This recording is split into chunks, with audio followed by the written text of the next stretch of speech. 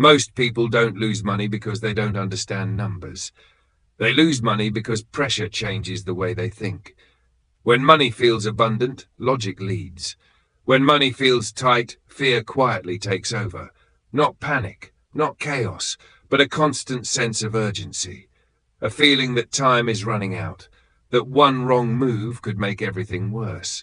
And when that feeling appears, almost all financial advice starts to fail. Not loudly, not immediately, but slowly, silently, and repeatedly. In this video, we're going to explain why that happens.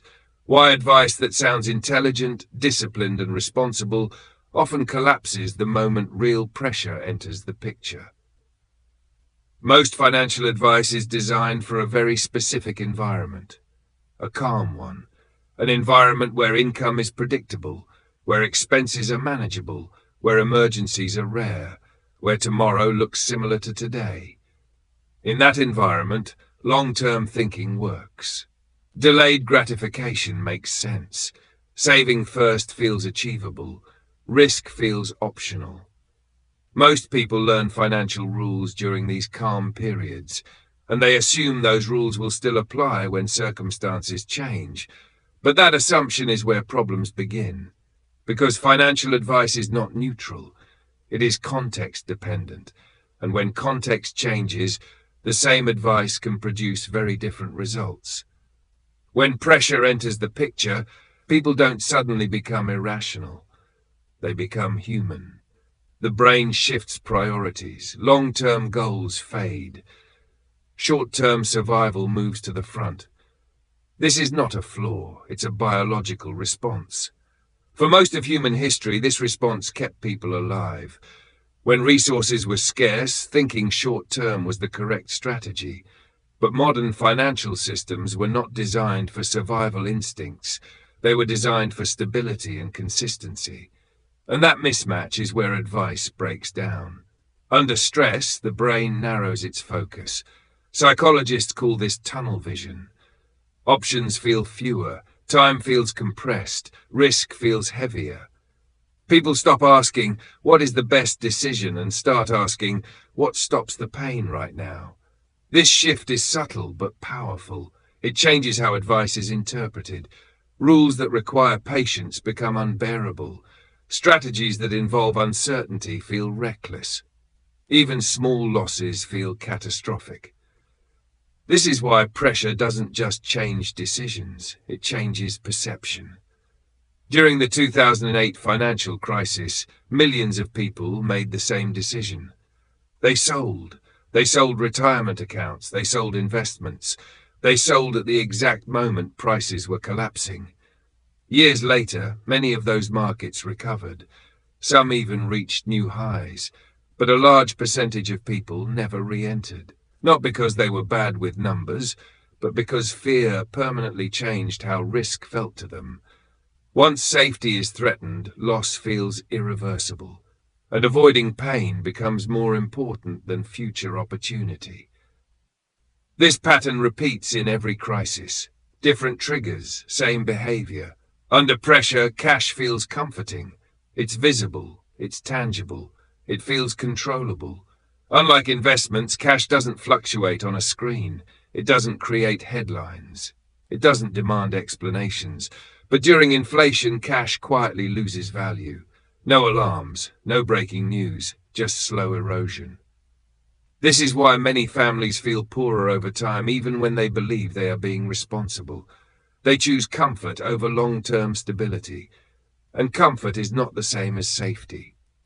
Another common reaction under pressure is extreme cost-cutting.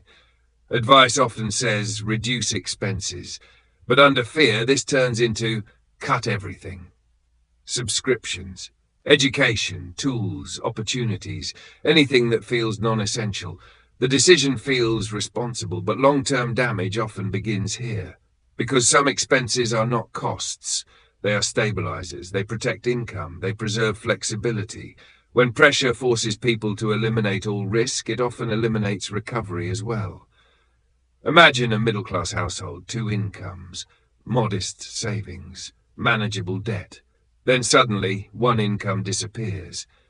Advice says, stay the course. But fear says, reduce exposure. The family pulls back, they cancel training, they avoid new opportunities, they delay moves that could improve stability. Every decision feels prudent, but over time, their options shrink. Not because they made one bad decision, but because pressure narrowed what felt acceptable. Under pressure, people crave certainty. Simple rules spread quickly. Sell everything, hold cash, avoid all risk. These rules reduce mental load. They feel decisive. They quiet anxiety. But simplicity often hides complexity, and what feels calming in the short term can be destructive over time.